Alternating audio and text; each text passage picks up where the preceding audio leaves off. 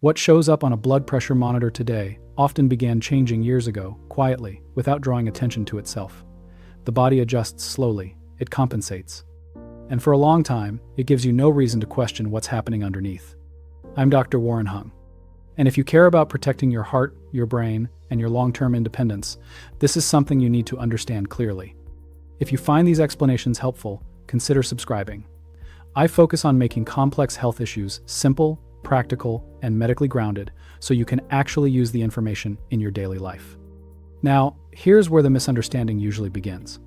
Many people assume that if they feel normal, their blood pressure must be fine. No headaches, no dizziness, no warning signs.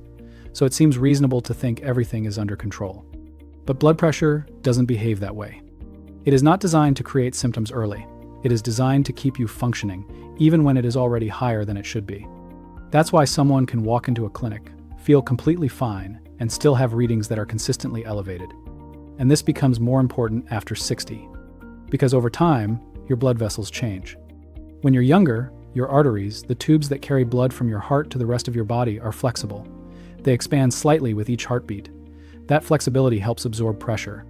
But with age, those vessels gradually lose that elasticity. They become stiffer.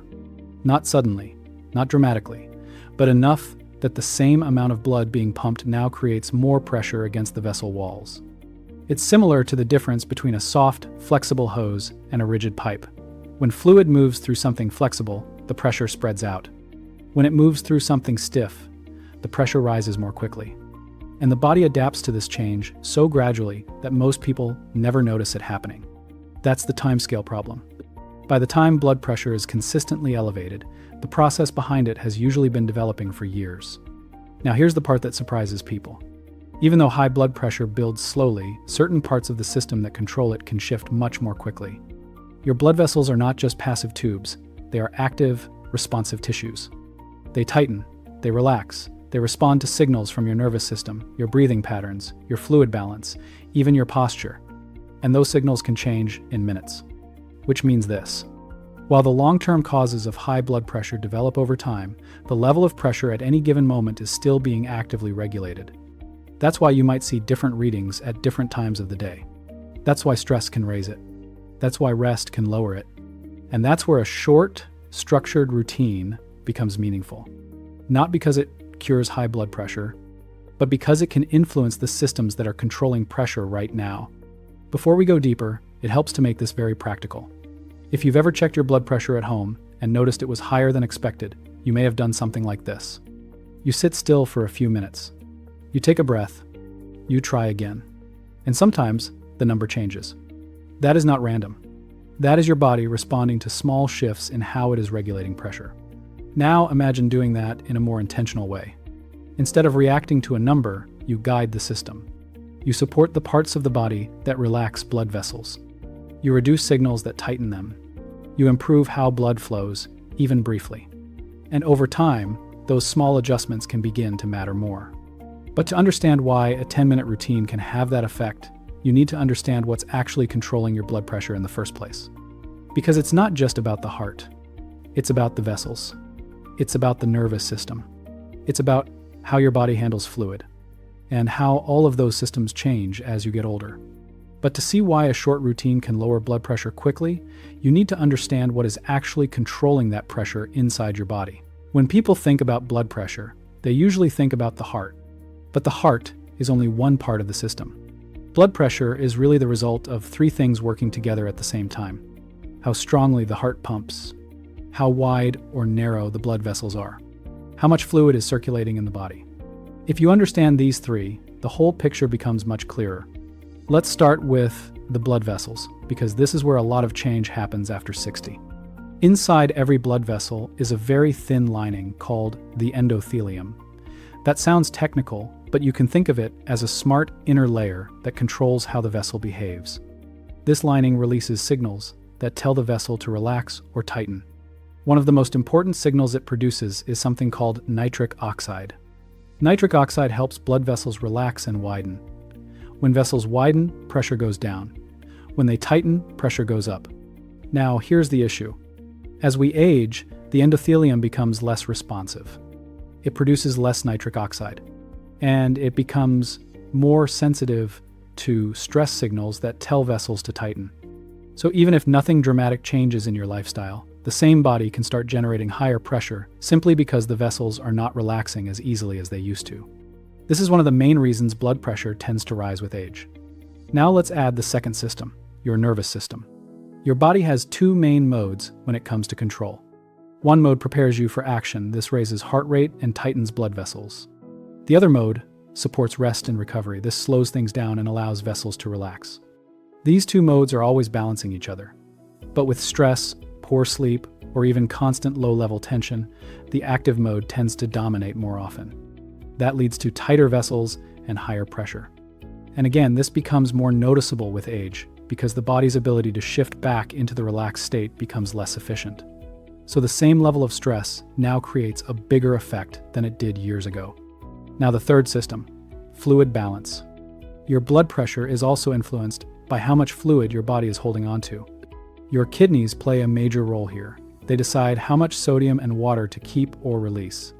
If more fluid stays in the system, pressure increases. If fluid balance is well regulated, pressure stays more stable. Over time, this system can also become less precise, which means small imbalances can have a larger impact than they used to. Now, when you combine these three systems, vessel stiffness, nervous system tone, and fluid regulation, you start to see why blood pressure is not fixed. It is constantly being adjusted, and small changes in these systems can shift it up or down. I remember a patient in his early 70s who told me something that comes up very often. He said, "My blood pressure is strange. Sometimes it's high, sometimes it's normal. I don't understand what I'm doing wrong." When we looked closer, nothing dramatic was changing in his routine. But his measurements were taken at different times. Sometimes after walking, sometimes after sitting quietly, sometimes after a stressful phone call, and that explained the variation. What this shows is something important. Blood pressure is not just a number, it is a response. It reflects what your body is doing in that moment. If your vessels are tighter, it goes up. If your system is more relaxed, it goes down. If fluid is slightly higher, it rises. If circulation improves, it can fall. So when someone says a short routine can lower blood pressure, the real question is not, is that possible? The real question is, which of these systems is the routine affecting? Because if you can, improve vessel relaxation, shift the nervous system toward a calmer state, support better circulation, then even a few minutes can begin to change the pressure inside your system. Not permanently in 10 minutes, but measurably. And that's the key distinction. We are not talking about replacing medication. We are not talking about reversing years of change instantly. We are talking about influencing the control system that is already adjusting your blood pressure all day long, and doing it in a way that is simple, repeatable, and grounded in how the body actually works. Once you see it this way, the idea of a 10-minute routine becomes much more logical. Because you are not forcing the body, you are working with it.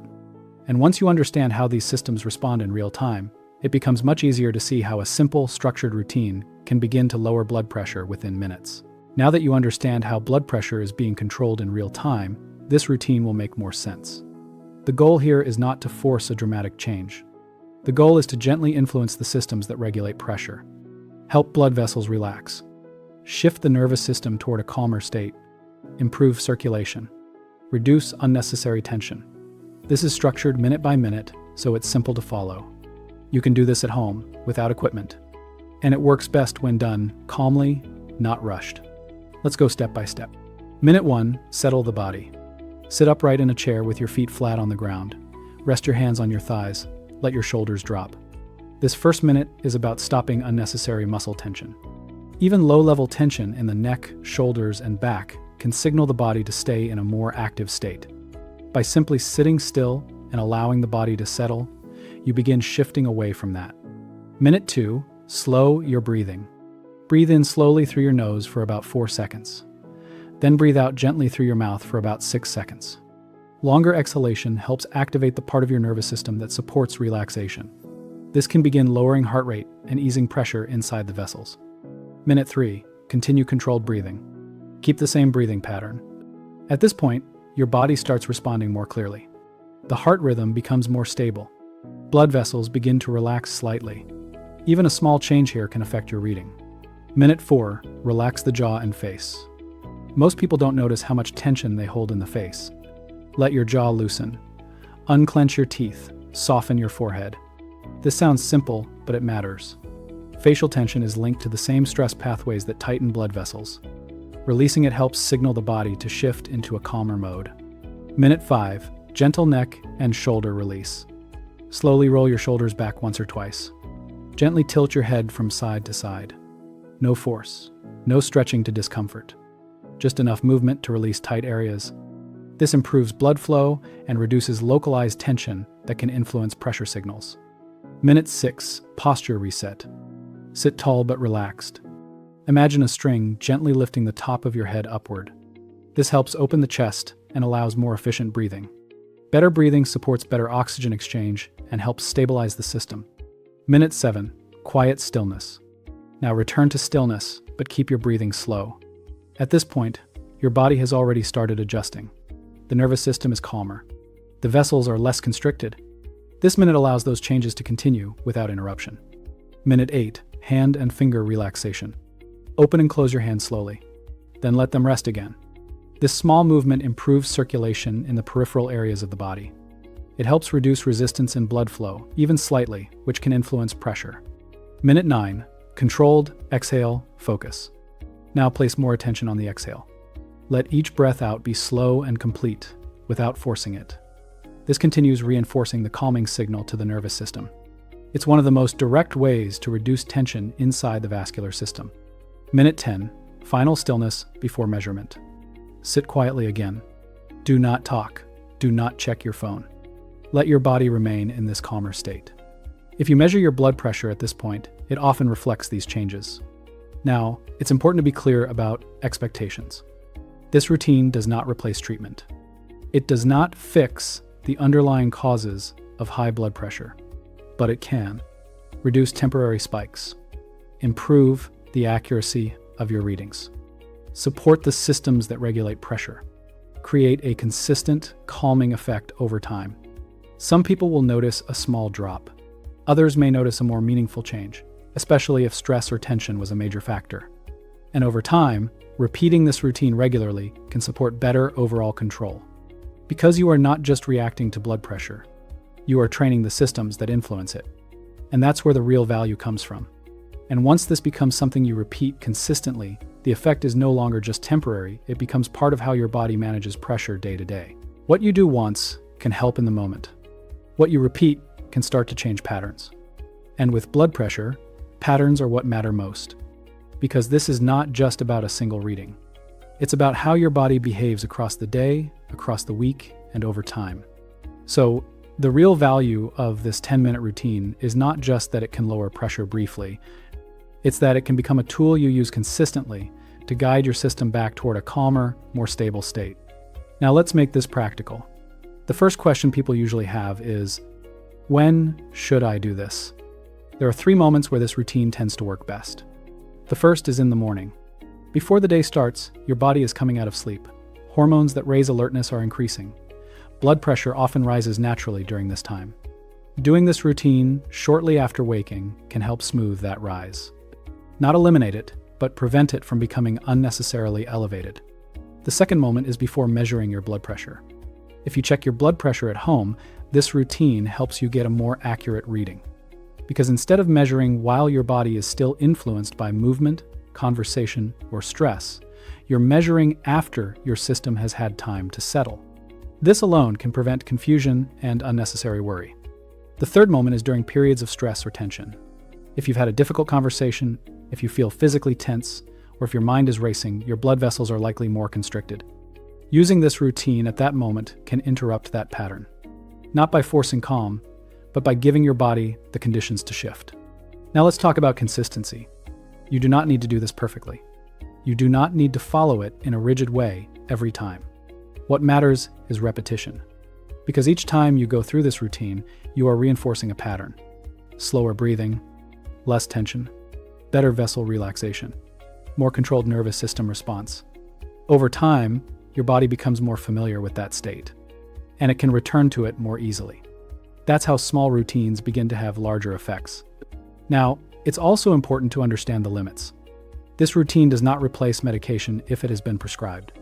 It does not reverse structural changes in the blood vessels overnight. And it does not remove the need for proper medical evaluation. If your blood pressure is consistently high, that needs to be addressed with your doctor. But what this routine can do is support everything else you are already doing. It can reduce unnecessary spikes, improve how your body responds to stress, help stabilize readings, make your measurements more reliable, support long-term control when combined with proper care. And sometimes, the smallest changes are the ones people underestimate the most. A few minutes of guided breathing, a few minutes of reduced tension, a few minutes of allowing the body to shift out of a constant active state. These are not dramatic interventions, but they are directly connected to how your blood pressure is regulated. So, here's a simple way to think about it. You're not trying to fight your blood pressure. You're learning how to influence the system that controls it. And that is a much more effective approach over time. If you want to make this even simpler, you can treat it as a small daily checklist. Sit and settle. Slow your breathing. Release tension. Stay still. 10 minutes. No equipment. No complexity. Just consistency. And if you do measure your blood pressure at home, try this. Take a reading without the routine. Then do the 10 minutes. Then take it again. Not to chase a lower number, but to understand how your body responds. That awareness alone can change how you approach your health. If this explanation helped you see your blood pressure in a different way, consider subscribing. I focus on clear, practical medical explanations that you can actually apply in your daily life. And I'd be interested to know this. Which part of this routine felt the most relevant to you? Was it the breathing, the tension release, or simply taking the time to sit still? Because often, the part that stands out is the one your body needs the most. Blood pressure is not just a number on a screen. It is a reflection of how your body is managing pressure moment by moment. And small, consistent actions can shape that more than most people expect.